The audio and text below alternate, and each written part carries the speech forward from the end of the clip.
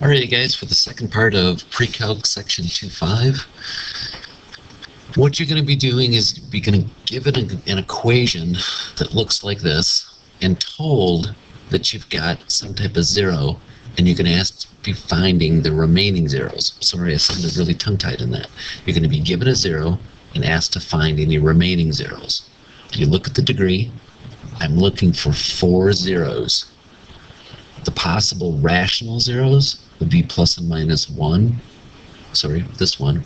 Factors of 29, plus and minus 1, plus and minus 29, over, there we go, plus and minus 1. So those are pretty simple choices. Graph it, look at it, I graphed it. Knowing that I have one imaginary zero, I automatically know that I have this one. They always come in conjugate pairs. So out of 4, 2 of them have to be imaginary. So I'm down to looking for 2 more potentially real zeros. I could have 2 more imaginary zeros, but if that was the case, you wouldn't be able to find them. We can talk more about that later. Here, looking at it, I have 2 real zeros, because remember, real zeros equal x-intercepts. Okay, so I've got 2 x-intercepts. But if they're going to be rational, they're either plus or minus 1 and 29. Yes, so those have to involve square roots. There's no choice. They're going to involve square roots. So the only way you're going to find them is to divide these 2 out of this. And the only way to divide them out is to first write them as a factor. So x minus, and you're going to be filling these things in. You're going to fill in 5 minus 2i and 5 plus 2i. And then you're going to go ahead and multiply these things out. So x minus 5 plus 2i, x minus 5 minus 2i. Now, you guys have seen me make plenty of mistakes. The only way that I know to do this, to minimize my mistakes, is to write the thing as a box. So if you like doing the box, go ahead and continue with the box. If you hate the box, please don't use it. There's no requirement which way you do this. Oops, I don't know why I got it twice. I guess I can't talk and write at the same time. So there we go. So this would be x squared minus 5x, 2ix, and the order you write it is really unimportant, minus 5x, that would be 25. That would be minus 10i, so then minus 2ix, and that would be 10ix, and then that would be minus 4i squared, which would be 4. This is going to cancel with this one. Oops, did I forget an x on that one? Minus 10. Oh, I don't know why I put an x there. What a crazy man. That one and that one cancel out. So you're left with x squared minus 10x plus 29. And unfortunately, there's no way to do synthetic division with this, so you're going to have to do long division.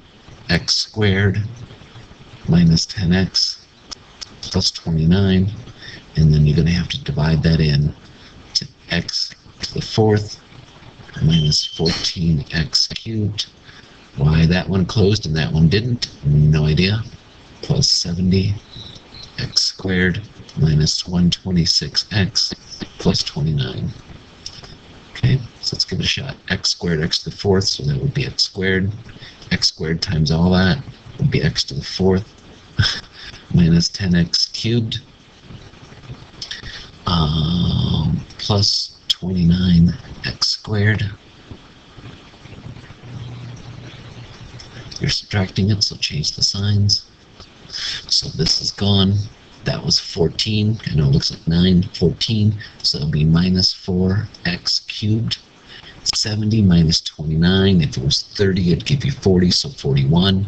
So plus 41. Hey, 2 4s in a row that didn't die on me. Minus 126x. Oops, squared. Okay. X squared times what gives you minus 4x cubed, so it'd be minus 4x. So that would be minus 4x cubed plus 40x squared. And, okay, if it was 30, it would be 120. So 116, I think. That's going to bother me quick. 20, clear this out, sorry guys. 29 times, what was it, 4? 116. Hey, look at that. Imagine that, do something right in my head. I know, strange as that may seem. Plus, minus, plus, that cancels out. That was a 40, I believe. So then I get 1x squared. That's going to give you minus 10x plus 29. And check it out. Woohoo! So that looks like a 1. And then that would give you a remainder of 0. So, because you got a remainder of 0, it means that divided in evenly, which meant this thing is indeed a factor. So, imagine that I did all that division and didn't make any errors. I'm excited. Okay, so now you're left with x squared minus 4x. Hi, caramba, minus 4x plus 1, and you have to set that equal to 0. And you know for sure, because of this graph, those suckers have to be irrational, so there's no way you're going to factor that by hand, so you have to do the quadratic formula. So x is equal to opposite of b plus or minus b squared. So minus 4 squared, 16, minus 4 times 1 over 2a, which would be 2, which gives you 4 plus or minus 16 minus 4 is 12, square root of 12 over 2. So then you get 4 plus or minus 2 square roots of 3 over 2. So it looks like then I'm going to get 2 plus or minus the square root of 3. And to check and see if you did it right, I can't show it. I'll pull the screen in once I do it. I'm going to go to the graphing calculator. I'm going to type this in. So second graph, and I'm going to type in 2 plus the square root of 3 and 2 minus the square root of 3. And looking at what's coming up, it's interesting. I want to show you this for sure because some kids still get confused by what this is actually telling you. I'm almost there. I've copied the image. I'm going to bring it over now. So here it is. You've got this e to the negative 11th. What that means is take one, there's a decimal point, 1, 2, 3, 4, 5, 6, 7, 8, 9, 10, and now put the 2. I moved the decimal place 11 places left. That is effectively 0. So when you see something like this, it really means 0. Just the calculator's having trouble calculating it. So this first one was 2 plus the square root of 3. The other one was 2 minus the square root of 3. Okay, they both give you 0. So those are indeed 0. So you can check them on your calculator. Okay, I'm going to take this and get rid of it. Let's come back to this. Whoops. So your answers, your zeros, it was used to find the remaining zeros. All the zeros are 5 minus 2i. How about this? 5 plus or minus 2i and 2 plus or minus the square root of 3. That would be your final answer. All right? Write an equation with the integer coefficients that has the given zeros. So, x minus 2. This, be a little bit careful. It's going to come up front. 2x minus 3. X minus 5i. And because you have that, you have to have its conjugate. So then that'll be x plus 5i. Suggestion is multiply these first. That's a difference of square pattern. So square the first thing minus square the second thing. That's negative 1, so it becomes x squared plus 25. Then I would take these two personally and multiply them together. Multiply those together, get an answer, and then multiply this answer. 2x squared, that'll be minus 3x minus 4x, so minus 7x plus 6. And I would multiply this together with this one. And how would I do it? I would use a box. Okay? You guys know how to do a box. I don't need to take up your time showing you how to do that. This one, you have x plus 2, and x minus 1 minus the square root of 3. And you also have its conjugate, x minus 1 plus the square root of 3.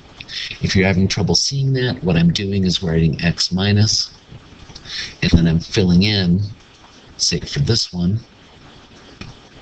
put it in parentheses, 1 minus the square root of 3, and you have to distribute that subtraction through. So that's how we got this. I would multiply this together using a box, get an answer, and multiply that answer, say, by x squared plus 2x. I really don't think you guys need me to draw the box. You've seen me do it many times. I really think you just need the setup. Okay? If you have questions about that, come see me. This one, you're going to have its conjugate, and you're going to have its conjugate. Oops, it's I squared of 5. So the setup is going to be x minus I for this first one, x plus I for that one. Then just like I wrote it in up here, for this irrational 0, you have to do it for this one. So x minus 2 plus I squared of 5, and then x minus 2 minus I squared of 5. And again, I would draw a box for these. That's just a difference of square pattern. You guys should just be able to jump right to that. So that's going to be x squared plus 1. Then I would multiply these out using a box and take that answer and multiply it by this.